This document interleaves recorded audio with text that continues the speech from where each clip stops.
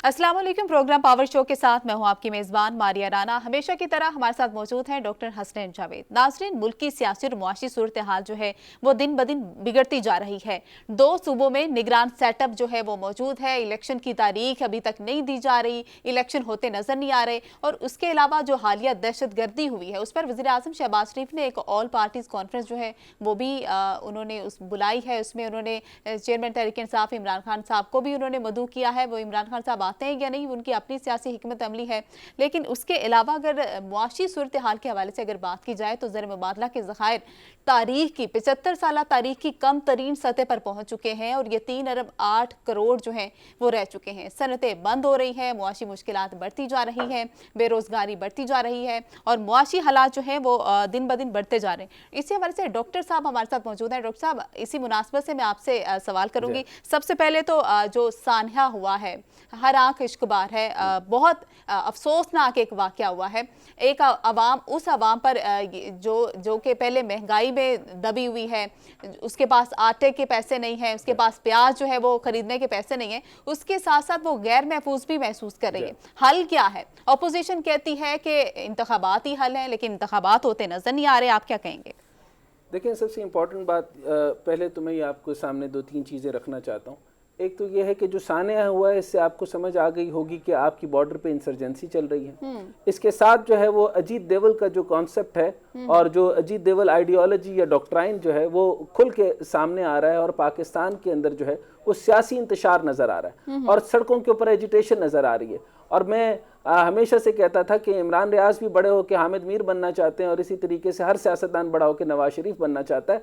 तो मामलात जो है वो किसी और तरफ जा रहे हैं, हर कोई पावर हंगर के पीछे जा रहा है और पावर के अलावा और कोई बात नहीं हो रही, कोई मंशूर के ऊपर बात नहीं हो रही। लेकिन इसके साथ ही कुछ खुशखबरी भी है और वो ये है कि जिस तरीके से इलेक्शन का मामला जो सियासतदानों के लिए इंपॉर्टेंट है उसके ऊपर जस्टिस जवाद हसन साहब ने फरमाया हाई कोर्ट से, उन्होंने कहा कि 90 दिन में जो इलेक्शन है वो हो जाने चाहिए। यानी इंटरिम गवर्नमेंट की ज्यूरिसडिक्शन बहुत ही लिमिटेड होती है और जिस तरीके से वो 13 महीने की गवर्नमेंट और ये उसको एक्सटेंड करना चाहते हैं वो ये मामला बनेगा नहीं। ये वो गवर्नमेंट नहीं है टेक्नोक्रेट्स की जिस तरीके से कोई भी सोल्यूशन के तौर पर लाई जा सकती है। यानी इकोनॉमिक इमरजेंसी को ये मैनेज नहीं कर सकती। इंटरिम गवर्नमेंट का काम सिर्फ 90 दिन में इलेक्शन करवाना ही है। लेकिन दूसरी तरफ जो है अगर आप ये देखें, IMF भी आ गया।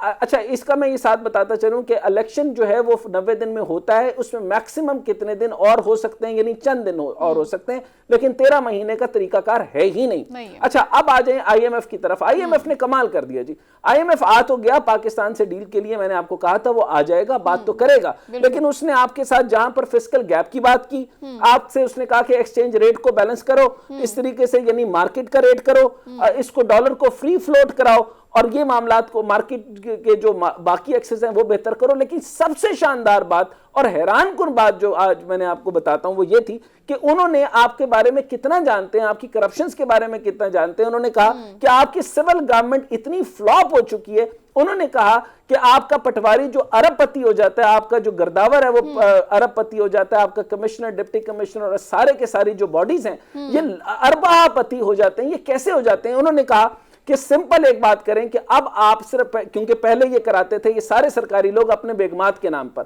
या बच्चों के नाम पर या हिबा करवा लेते थे, यानी गिफ्ट के तौर पे, गिफ्टेड रकम। अब उन्होंने कहा कि आप अपने पैसे तो छोड़ें, आप हमें सारा का सारा रिकॉर्ड देंगे अपनी बेगम साहिबा का, अपने बच्चों का, अपने एक्सटेंडेड फैमिली का, कि कहां कहां ये गिफ्ट गए। तो ये बात आप याद देख रहे हैं कि जब ऐसी कंडीशंस आएंगे और ये जब इस तरह की कंडीशंस आएंगी तो आपकी मईशत किस रास्ते चल गई है और किस मामले में चल गई है। और फवाद चौधरी और बाकी तमाम रहनुमाओं समेत ये जो एजिटेशन की सियासत और इंकलाब की तरफ जाने वाला रास्ता है, ये पाकिस्तान को किसी रास्ते लेके नहीं जाएगा। जी ठीक है डॉक्टर साहब, आपका पॉइंट आ गया। माहिर कानून एतजाज एहसन साहब हमारे साथ मौजूद हैं। सर, बहुत शुक्रिया आपके वक्त का। सर, सबसे पहले ममनुआ फंडिंग केस जो है ज़ेरे बहस है, उस हवाले से बात करूंगी कि आप किस जानिब जाता देख रहे हैं। क्या नाअहली हो सकती है, फंड जब्त हो सकते हैं, या फिर ये कहा जा सकता है कि ये एक सिर्फ बेकायदगी थी, इस पर कोई बड़ी सजा नहीं हो सकती? क्या कहेंगे? जी, मुझे ये जो फॉरेन फंडिंग केस है इसमें एक तो पॉइंट ये देखना पड़ेगा अदालत को कि ये फॉरेन फंडिंग का केस है या ये प्रोहिबिटेड फंडिंग का केस है। उस पे जो जाहिर है सियासी जमात है उसके पता इसको साबित करने की कोशिश करेंगे कि ये प्रोहिबिटिव फंडिंग के ज्यादा से ज्यादा तहत आता है, और जिस किस्म की डॉक्यूमेंटेशन है ये उस पर डिपेंड करता है। अब डॉक्यूमेंटेशन जो बताई जा रही है उनकी रवानी जो है कि उन्होंने तो कुछ 4,000 के कितनी रसीदें और पेश की है और मंडी फैसले को ऐसे को अकाउंट फॉर किया है, और अगर ऐसा है तो उसका फायदा मिलेगा जमात को, और अगर ऐसा नहीं है तो फिर उसके बारे सबूत शिफ्ट हो जाएगा बारे में। और ये इस तरह एक चीज को कह देना कि ये होगा या वो होगा, ये डिपेंड करता है कि ये प्रोहिबिटेड फंडिंग है या फॉरेन फंडिंग। ये फरमाइएगा कि आप मुसलसल सुन रहे होंगे और आपका इस पे मुसलसल रिमार्क्स भी आ रहे हैं कि इंतखाबात के मुलतवी होने की बातें कर रहे हैं और आईनी मुद्दत जो है वो 90 दिन है। इस पे मैं आपसे समझना चाहूँगा, क्योंकि आपसे ऑफ कोर्स आप जैसे माहिर कानून हमें पाकिस्तान में तो कम ही देखने को मिलता है। फरमाइएगा सर, ये 90 दिन में इलेक्शन अगर नहीं करवाते और जो बात सुनने को मिल रही है कि ये 13 महीनों की हुकूमत है या एक्सटेंड होकर तकरीबन 3 साल तक भी जाएंगे इकोनॉमिक इमरजेंसी की बातें करके, तो कानून इस पे क्या कहता है सर? कानून और आइन बड़ा सिंपल है जी, क्लियर है। 90 दिन 90 डेज जी, और जो 90 डेज से तजावुज करेगा और उसमें शरीक होगा, शामिल होगा, वो एक गैर आईनी हुकूमत को मतलब है सूबे पर यहाँ राजमान कर रहा होगा। अच्छा। और आपको पता है कि अगर गैर आईनी तौर पे आप हुकूमत संभाले तो आप चाहे कितने अफसर हो और कितने सितारे हो, आप पे आर्टिकल 6 लगता है। आर्टिकल 6 मतलब high treason sir. High treason आप देखें, एक बंदा कहे कि मैं प्राइम मिनिस्टर हूँ और वो प्राइम मिनिस्टर ना हो, वो उसकी मियाद खत्म हो गई हो, अगर वो प्राइम मिनिस्टर था तो क्या जी मैं तो बैठा हूँ, मैं तो नहीं जाता, और सारी काबीना के हम बैठे हैं, हम तो नहीं जाते। तो 90 दिन मियाद है। 90 दिन के बारे में ये मैं कर दूं कि 90 दिन से 21 दिन और हो सकते हैं। 90 दिन से 21 दिन सिर्फ और हो सकते हैं, मतलब ये 13 महीने नहीं जा सकते सर। क्या इसमें यह भी हो सकता है कि कोई अमेंडमेंट की जा सकती है, इकोनॉमिक इमरजेंसी लगाई जा सकती है, या फॉर एग्जांपल जैसे ये कह रहे हैं कि हमारे रिजर्व तकरीबन 3.08 रह गए, यानी ऑफ कोर्स इकोनॉमिक नाअहली की इंतहा है, वो कह रहे हैं कि हमारे पास इलेक्शन करवाने के पैसे नहीं है, तो क्या इससे ये अमेंडमेंट ला सकते हैं? कोई तरीकाकार, कोई लकूना इसके अंदर निकलता है सर? नहीं, आइन में तरमीम को अगर इनके पास इतनी मेजॉरिटी है तो फिर मेरा नहीं ख्याल है कि वो मेजॉरिटी है 2/3 ऑफ द हाउस बंदे 342 से लेके मेरा ख्याल है कि 228 के कितने बनने चाहिए, वो मेरा ख्याल है इनके पास अभी तो नहीं है। 80 पे और हो गए, और अगर 80 से वाले वापस आए तो वो भी इनके खिलाफ ही वोट होगा। पर आइन से तरमीम करके तो आप जो मर्जी कर लें। जी हाँ, तो सर ये जो जिस तरीके से ये मामला सारे बन रहे हैं, एक तो पहले मैं आपसे सियासी सवाल भी करता हूं कि ये जो मामला किया था इमरान खान साहब ने, क्या ये डिसीजन ठीक था कि जो असम्बलियां तहलील करने का? और दूसरा, अब जब ज़िमनी इलेक्शन एक जगह होने जा रहे हैं तो राजनपुर की एक सीट है, हल्का तकरीबन बनता है 193, ज़िमनी इलेक्शन हो रहे हैं तकरीबन 26 फरवरी को, उस पर नामजद हुए थे और उन्होंने अपने आप को वापस ले लिया उस सीट से, यानी वो इलेक्शन नहीं लड़ेंगे, कॉन्टेस्ट नहीं करेंगे। क्या उनको ये खतरा तो नहीं है कि ये किसी ना किसी तरीके से फॉरेन फंडिंग से भी ज्यादा जो टेरियन का केस है, यानी आपको समझ आ गया होगा, उसकी वजह से इनको किसी न किसी तरीके से पीडीएम हर सूरत जो है इनको नाअहल करने की कोशिश करेगी? देखें, ये तो मेरा ख्याल है कि इमरान खान को जान का भी खतरा है, और जो असैसिन है वो उसके लिए निकले हुए हैं। ये तो महसूस होता है इतनी ताकत इस किस्म के मामले को, क्योंकि इतना एक बढ़ावा एक ही शख्सियत पे खदमात का कर देना, ये कोई बड़ा फोकस्ड एफर्ट लगता है। जी और ये असेंबली तहलील करना या कौमी असेंबली से इस्तीफे देना, मैं तो इनको ये कौमी असल बात तो कौमी असेंबली से इस्तीफे देने की है। जी वहाँ इमरान खान का चूंकि प्रेजेंस नहीं रहा, जी तो उसके एक उनकी पोजीशन में, मेरा ख्याल है उसकी पोजीशन में काफी एक कमजोरी आ गई है जी सियासी एतबार से। बिल्कुल ठीक है। अब उसके साथ लोग जो हैं वो भी हैं, वो भी जो बड़े मतलब जज्बाती लोग हैं। उसके घर के बाहर जमाल पार्क में जाके देखे तो यहाँ 1,500 बंदा तो बाहर आग पे सोया हुआ है, सोता है रात को। और उसके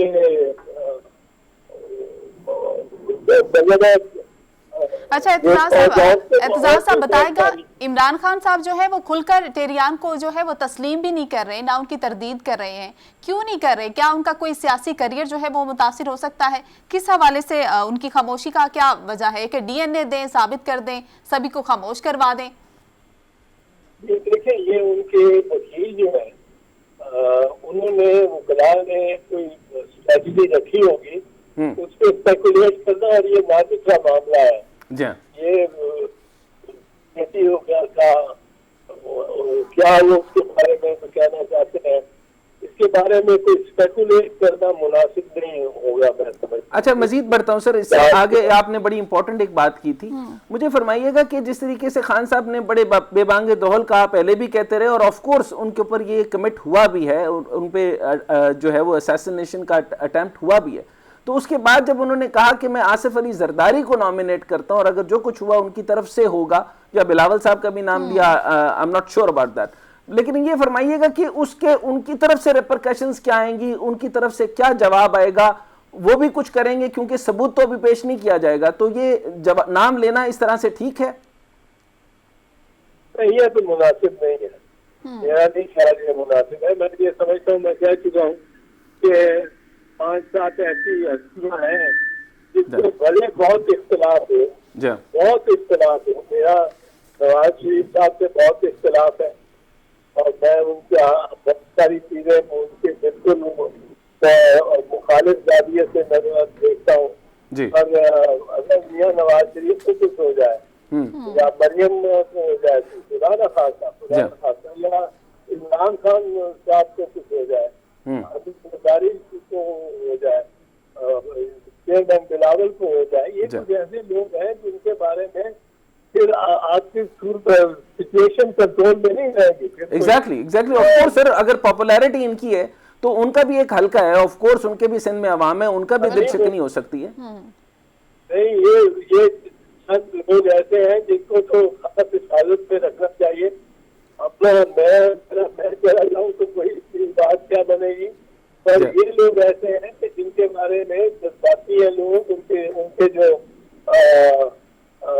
हमायती है और जो सपोर्टर है। अच्छा सर ये जैसे, जी हाँ बिल्कुल सही फरमा रहे हैं सर, ये जैसे जज्बात के अंदर आ रहे हैं मामला, तो इस तरह के होने चाहिए कि हमें डिस्कस ये करना चाहिए और इस पे हमें देखना चाहिए। जैसे आपने कहा कि 90 दिन की बात है, 21 रोज और हो जाएं तो एक्सटेंड हो सकता है। हमें टेक्निकल बात करनी चाहिए, पार्लिमानी बात करनी चाहिए, पार्लिमानी गुफ्तगू करनी चाहिए। लेकिन इधर खान साहब की तरफ से कुछ ऐसे लोग उनके सराउंडिंग में हैं जो कि जिस तरह फवाद चौधरी साहब हो गए या बाकी और नाम आ रहे हैं। जिस तरह मैं एक जमाने में कहता था कि इमरान रियाज खान जो एक सहाफ़ी हैं वो बड़े होकर हामिद मीर बनना चाहते हैं, इसी तरीके से हर आदमी नवाज शरीफ बनना चाहता है जो भी सियासत में आता है, यानी ज्यादा पैसे कमाना चाहता है। तो ये बात इस तरह से किधर जा रही है? ये क्या हर वक्त एजिटेशन की सियासत होगी या कोई हम पार्लिमानी निजाम और स्ट्रक्चर और रिफॉर्म्स और किसी तरीके से मईशत को खड़ा करने की तरफ भी जाएंगे, या ये बात भी सोचेंगे कि गवर्नर जो है वो गवर्नर ये बात करेगा जैसे अदालत ने अभी कहा है, हाई कोर्ट ने, कि इलेक्शन फौरी करवाएं, तो उसका जवाब देंगे या इस तरह की बातें होंगी? अच्छा, इसमें मैं आपसे अर्ज कर दूं, चूंकि मेरी जबान से निकला है ये बात कि ये 21 दिन वाला, ये लोग कई मुताज्जब होंगे कि 21 दिन कहाँ से ले आया बात, और किसी ने और ने तो बात नहीं की, तो ये कहा से लाया, वो मैं आपको कर दूं 21 दिन का। 21 दिन इसलिए है कि वो आइन कहता है कि हर हालत में जिस दिन इलेक्शन हो जाएगा उसके 21 दिन के अंदर ये 21 दिन के अंदर पार्लियामेंट का इजलास बुलाया जाएगा।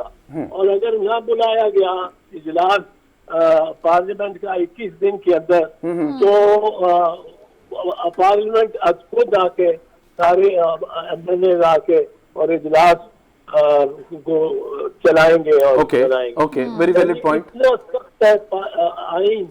90 दिन में अगर इलेक्शन 80 दिन बाद होते हैं तो फिर 101वें दिन पार्लियामेंट को खुद मिलना है और स्पीकर को इलेक्ट करना है और डिप्टी को इलेक्ट करना है, और फिर विदाउट एनी अदर बिजनेस एकदम वजीर आजम को इलेक्ट करना है। अच्छा सर, कानून अगर इतना सख्त है जो बाइख्तियार होगा, तो ये वजीर आजम या वज़ीर आला जो निगरान है, इनके बारे में सुप्रीम कोर्ट 3 फैसले हैं कि ये पोस्टिंग और ट्रांसफर भी नहीं कर सकते, इनके पास कोई इख्तियार नहीं है। अच्छा, बिल्कुल ये खुद ख्वाजा मोहम्मद आसिफ का मुकदमा था, जिन्होंने पिटीशन की थी, और उससे सुप्रीम कोर्ट ने निगरानों के बारे में कहा था कि ये सिर्फ बैठते हैं day to day business, ordinary के बिजनेस के लिए। बिल्कुल ठीक है। कोई तबादले, कोई तरमीम कानून की, आइन की, कोई किसी किस्म का काम नहीं कर सकते। यानी इनकी जो ज्यूरिसडिक्शंस हैं वो बहुत लिमिटेड हैं, यानी हर मामले के अंदर ये बड़ा decision as CM, as full fledge CM या इस तरीके से ये नहीं कर सकते, यानी बड़े लिमिटेड स्कोप है, यानी मेन स्कोप इनका सिर्फ इलेक्शन करवाना है। हाँ बस, अगर ये 21 दिन के बाद 22वें दिन भी ये केयर टेकर कह के जी मैं बैठा हुआ हूँ और मैं नहीं हटता, तो वो बहरूपिया है। तो सर ये जो हाईकोर्ट ने अभी दोबारा कह दिया कि फौरी तौर पे इलेक्शन करवाएं और गवर्नर को छोड़ें, आप गवर्नर की बात ना माने, तो इस पर आपको क्या लगता है कि ये कोई कान धरेंगे या इसी तरीके से करेंगे जैसे वो बल्दिया का इंतखाब होना था, इस्लामाबाद हाईकोर्ट ने कहा भी था, उन्होंने ये बात नहीं मानी, उन्होंने कहा हमारे पास तो इलेक्शन करवाने का निजाम ही मौजूद नहीं, हमें 6 महीने चाहिए, तो क्या करेंगे सर? ये ओपिनियन वैसे हाईकोर्ट की बिल्कुल बजा और दुरुस्त है कि अगर गवर्नर ने इसको, पंजाब वाले गवर्नर ने तो डेट देनी ही नहीं है। जी हाँ, बिल्कुल। वहाँ तो असेंबली और खुद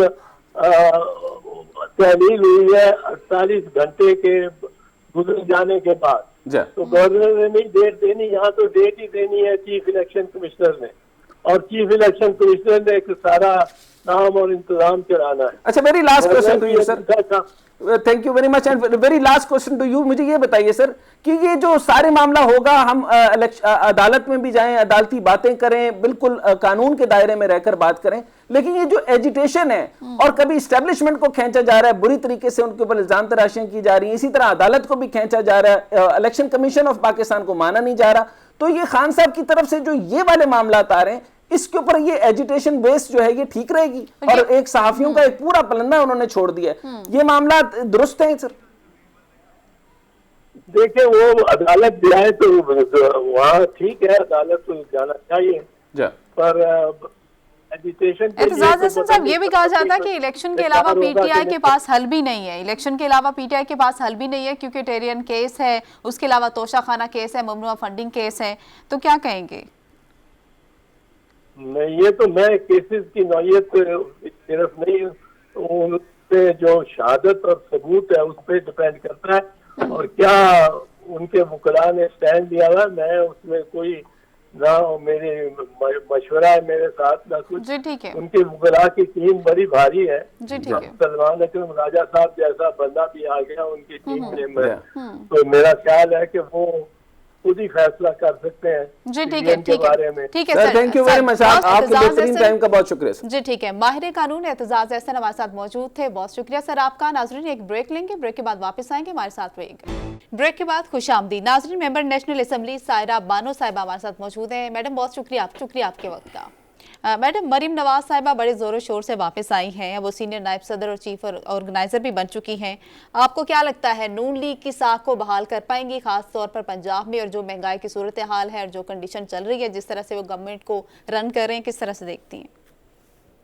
हाँ जी, अस्सलाम वालेकुम। आपने कहा कि बहुत जोर वापस आई हैं, तो वो जोरों शोर से जो आके पावर शो बहावलपुर में किया था वो तो आप सबने देख लिया। हाँ जी। और आप मुझसे मेरा नुक्ता नजर पूछ रही है, तो इस महंगाई के बाद जिसमें आवाम की चीखें निकली हुई हैं, मेरा नहीं ख्याल कि अपनी साख बहाल कर सकेगी नून लीग। अच्छा, ये बताइए जी ये फरमाइएगा कि अब सारे हालात आपके सामने हैं। आप पहला टर्न्योवर भी देख चुकी हैं, क्योंकि आप तकरीबन 2018 से असेंबली के अंदर मौजूद हैं। आप पिछले दौर को भी देखिए, वहां पे एक नेशनल सिक्योरिटी पॉलिसी भी बनी और 120 सफ़ों के अंदर ऐसे लगता था जैसे एमफिल के किसी बच्चे ने लिखा है, जिसके अंदर कोई भी नेशनल पॉलिसी नहीं थी। सिक्योरिटी तो बड़ी दूर की बात थी। इसी तरीके से अब आप देख रही हैं कि हमारा जो रिजर्व है, इकोनॉमिक रिजर्व जो है, जो तकरीबन 3.08 बिलियन पे पहुंच गए। यानी उनमें से भी अगर मैं $3 बिलियन जो है वो सऊदी के डिपॉजिट के निकाल दूं तो 0.8 पर हैं। तो फरमाइएगा कि हमारी जमहूरियत किस रास्ते चल रही है? आपके सवालों को मैं थोड़ा ऐसे आराम से जवाब देती हूँ कि वो पहले तो ये है कि इनके सारी जो असेंबली में जो सब कुछ भी आपके हमारे इर्द गिर्द हो रहा है, इसके लगता नहीं हमारे जो रिजर्व हैं वो इतने कम रह गए हैं। जिस वो कहते हैं ना रफ्तार से डेली बेसिस पे SAPM की तादाद बढ़ रही है, उनके सारे प्रोटोकॉल चीजें, और जो गैर मुल्की दौरों की कि कोई हफ्ता नहीं जाता कि जिसमें मेंबरान किसी न किसी मुल्क में जा ना रहे हो, और जो उन सबको देख के तो मुझे तो नहीं लगता कि हमारे मुल्क में किसी रिजर्व की कमी है। और आज तो मेरे ख्याल में कि 17 से लेकर 22 तक ग्रेड के अफसरान की वफाक में मरात में भी इजाफा हो गया। जहाँ गरीब आवाम पिस रही है, वो बेसिक सैलरी है जो घरों में काम करते हैं 10 से 12 हजार है, वहां पर इनकी मरात में इजाफा करना, वो भी इन हालात में।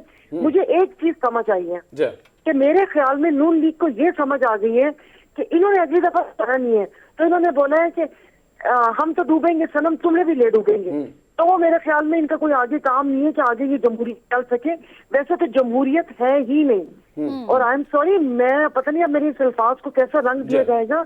मैं तो जब देखती हूँ कि इस्लामी जमहूरियत है पाकिस्तान, तो मेरे ख्याल में पाकिस्तान का नाम सिर्फ पाकिस्तान होना चाहिए, क्योंकि ना यहाँ पर इस्लाम है और ना यहाँ पर जमहूर है।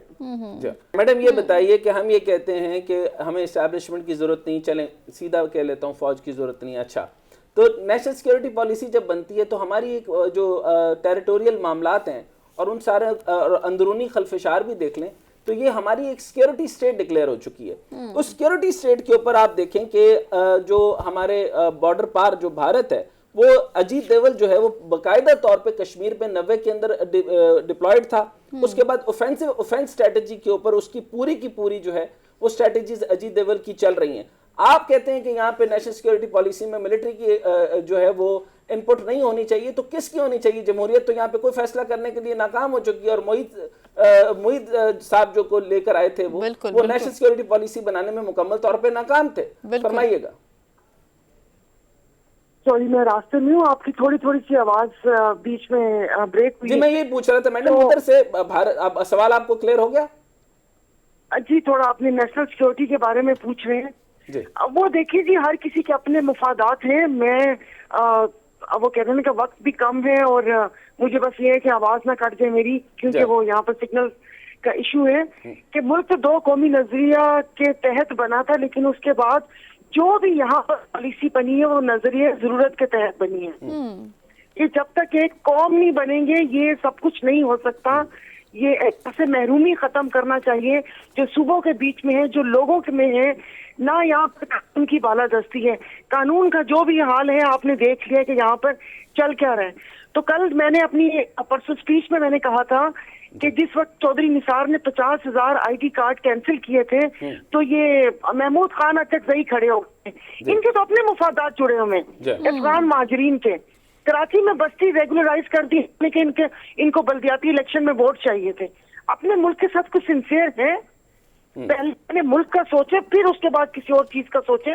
बाकी जो 7 हमारे बने हुए मुल्क वो कहाँ से कहाँ पहुंच गए, और अभी तक हम इन 75 सालों में सोच रहे हैं कि हमारी पॉलिसी क्या होनी उसके चाहिए। लिए कुल जमाती कॉन्फ्रेंस एक वज़ीर आज़म साहब ने बुलाई है, जिसमें इमरान खान साहब को भी उन्होंने दावत दी है। आपको क्या लगता है कि कोई उसके नताइज निकलेंगे या फिर वो चाय पानी के बाद वापस चले जाएंगे? कॉन्फ्रेंस में ये नया क्या लेकर आ रहे हैं, पॉलिसी लेंगे?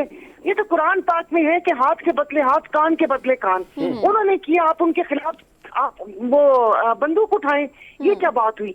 इसमें दो जमातों का अलग-अलग बयानिया है। तहरीक इंसाफ का कहना है कि मुफाहमत की मेज पर उनको लेके आया जाए, उनके साथ मुज़ाकरात किए जाए, जैसे कि उन्होंने किए। मेरे घर में आकर मेरे बच्चे को कोई मार के जाएगा तो इनसे पूछे, इनके घर में आग लगी हुई हो, इनका कोई अपना मरा हुआ हो, तो क्या टेबल पे बैठ के मुखालमत करेंगे या बदला लेने के लिए जाएंगे? तो ये आपको ऐसा नहीं लगता कि खान साहब ने भी ऐसे ही किया, उनके ऊपर 150 डालेंगे तो वो भी अब 150 ही डालेंगे? तो ये मामला किस तरफ जाना है, किस करवट बैठना है? उनके सहाफी अब तो डिवाइड हो गई है। नून लीग का सहाफी कौन है, पीपीपी का सहाफी कौन है, पीटीआई का सहाफी कौन है, ये कैसे चलेगा? सही कह रहे हैं इन सहाफियों ने, तो वो कह रहे हैं कि दिल तोड़ के रख दिया, जर्नलिज्म का दिल वो कर दिया कि एक चैनल। अभी आप ये इलेक्शन जब हुए थे कश्मीर में इनके बल्दियाती, वो जियो देख रहे हैं तो उसमें नून जीत रही है, 24 देख रहे हैं तो पीपल्स पार्टी जीत रही है, बोल देख रहे हैं तो पीटीआई जीत रही है। जिस मुल्क में आपको सही इलेक्शन का रिजल्ट ही ना पता चले। मैडम यही तो मैं बता रहा हूँ कि कानून की बात तो होनी। अभी फवाद चौधरी साहब निकल के फिर यही कह रहे हैं कि ये जो सिटी 42 की हुकूमत है ये कोई आईनी हुकूमत थोड़ी है। अभी यानी जुमले भी इसी तरीके से चल रहे हैं। मुझे ये बताइए, आपकी हुकूमत आई थी, सिर्फ वही हुकूमत थी। अब आप बैठे हुए ना अपने हाथ पांव कटवा कर। अभी मैं लॉजिस से आ रही हूँ, खड़ी है वहां पर पुलिस इनके लॉजिस खाली करवाने के लिए। तो भामा क्यों कर रहे हैं कि हमारे लॉजिस क्यों खाली करवा रहे हैं? ये तो इस्तीफा दे चुके हैं। जब आप इस्तीफा भी दे चुके हैं, और ये मैं बता दूं इनके अंदर से आवाज उठी है कि अभी मेरे ख्याल में कहा है कि खान साहब ने कि हर इलेक्शन हल्के में ये लोग खुद कैंडिडेट होंगे, इलेक्शन लड़े। मेंबरान रो रहे हैं। मैं आपको ये न्यूज दे रही हूँ कि वो रो रहे हैं कि मीडियोकर फैमिली है हम लोग, हम ये इलेक्शन भी लड़े, उसके बाद हम सूबाई इलेक्शन भी लड़े, और 3 महीने बाद फिर हम लोग नेशनल असेंबली का इलेक्शन लड़े। वो रो रहे हैं। सही। तो गिरफ्तारियों को किस तरह से देखती हैं? सियासी इंतकाम है या फिर वैलिड है? क्या वाइस वर्सा नहीं लगता आपको? ऐसा नहीं लगता कि जिस तरह उन्होंने किया था इसी तरह देखिए, सियासत खत्म होनी चाहिए। अब जैसे वो फवाद चौधरी साहब कल अगर आप दीदा थे तो उसके ऊपर आप वो ट्वीट्स आप पढ़े कि उसने कहा कि मरियम का बेटा भी था, फलां का बेटा भी था। तो ये जब करनी है इस किस्म की सियासत, तो मेरा ये गुजारिश है कि इन सबको तलवार देकर एक मैदान में खड़ा कर दिया जाए। जो तो ये तो मैडम ये ऐसे नहीं लग रहा कि आपको ये इर्तुगरुल गाजी बन गए सारे के सारे, जिसका दिल करता है तलवार उतारता है और गर्दन उतार देगा? इस तरह तो सियासत नहीं चलेगी, पार्लियामानी निजाम नहीं चलेगा। अर्तुगरुल गाजी का अलिश भी नहीं है ये लोग। वो वाला ईमान और वो चीज तो लेकर आए। वेरी लास्ट क्वेश्चन, आप क्योंकि असेंबली में बैठी हैं, सबको देख रही हैं, सब पार्टी देख रही है, इनके पास किसी के पास भी, यानी पीटीआई को भी देखा और आगे भी देखने, किसी के पास भी वाज़े मंशूर है रिफॉर्म्स कर सकते हैं, आगे डेवलपमेंट हो सकती हैं, परफॉर्मेंस कोई दिखा सकता है, या जमहूरियत में कोई बिल्कुल भी नहीं, जमहूरियत में जान रह गई है? कोई नहीं, कुछ भी नहीं, कोई कहीं किसी चीज में रिफॉर्म नहीं हो सकती, क्योंकि हर किसी का कोई ना कोई फायदा किसी के साथ वो हुआ है। मैडम हल फिर क्या है? हल फिर क्या है? वो एक फेमस लाइन है कि हल सिर्फ जमात इस्लामी, फिर वही देख रहे हैं। हल ये है कि श्रीलंका से या किसी अच्छे से मुल्क से 50 लाख लोग यहाँ पर इंपोर्ट किए जाएं और वो फिर फैसला करें, क्योंकि अब तो अपनी आवाम भी सो गई है। यानी no solution. Thank you very much madam. Member national assembly Saira Bano Sahiba हमारे साथ मौजूद थी, अपनी राय का इजहार कर रही थी। नाज़रीन एक ब्रेक लेंगे, ब्रेक के बाद वापस आएंगे, हमारे साथ रहिएगा। Welcome back. नाज़रीन रानबा मुस्लिम लीग नून उज़मा कारदार साहिबा हमारे साथ मौजूद हैं। बहुत शुक्रिया मैडम आपके वक्त का। Thank you for inviting me जी। बहुत शुक्रिया आपका। मैडम बताएगा, पाकिस्तान तहरीक इंसाफ ने नज़्म व ज़ब्त तोड़ने पर कहा जाता है कि आपको जो है वो पार्टी से निकाला या आपने रिजाइन दिया, और वो कौन से नज़्म व ज़ब्त थे जो कि आपने तोड़े? क्या कहेंगी? मेरे ख्याल में ये सवाल आपको इमरान खान से पूछना चाहिए, क्योंकि गालिबन कुछ उनकी जो मुर्शिद हैं उनकी शान में पता नहीं क्या गुस्ताखी हो गई थी कि उन्होंने कहा कि नजरियाती कारकुन को तो बिल्कुल तुम पार्टी से निकाल दो। तो आपको पता है खान जो है वो उनके मशवरे के बगैर तो बिल्कुल कुछ करते नहीं है, तो इसलिए फिर हमें बली पे चढ़ा दिया गया। If I am not wrong, आप फरमाइएगा कि आप जो है शुरू के दौर के मेंबर्स में से थी, एम आई राइट? जी, मैंने अपनी जिंदगी के 12-13 साल जो हैं वो पार्टी को खून पसीना दिया है। और मैं शुरू से मीडिया स्पोक्स पर्सन रही पीटीआई की, और मैंने खान साहब को, लीडरशिप को, पार्टी को नेशनल नेटवर्क पे बैठ के 12 साल डिफेंड किया है दिलो जान के साथ। और उसके बाद फिर पंजाब हुकूमत की भी मैं तर्जुमान थी, एमपीए भी थी, चेयरपर्सन स्टैंडिंग कमेटी और जेंडर मेन स्ट्रीमिंग। और शायद यही वजह है कि कुछ लोग जो थे वो क्योंकि कारकर्दगी मैच नहीं कर सकते थे, और मेरा नाम रेकमेंड होके गया था पंजाब कैबिनेट के लिए सीएम ऑफिस से प्राइम मिनिस्टर ऑफिस। उस वक्त फिर उन्होंने कहा कि इसको फारिग करने का एक ही तरीका है कि ओछे हथकंडे अपनाए जाएं, और कुछ प्राइवेट कॉल्स को जोड़ तोड़ करके, डॉक्टर करके, इंजीनियर करके पूरा इन्होंने फैला दिया। बहुत पैसा इसमें पंप किया, बड़े सिस्टमैटिकली ये चीज की गई।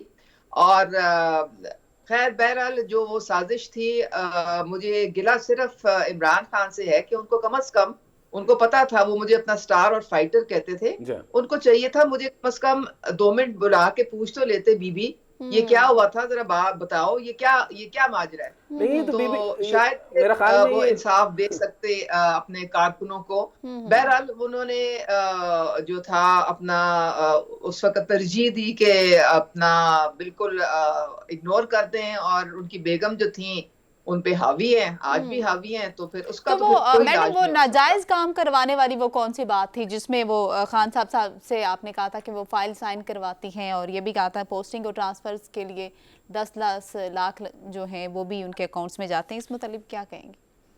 देखिए, ये बातें सारी जो है ये बाद में जुबान ज़दे आम हुई।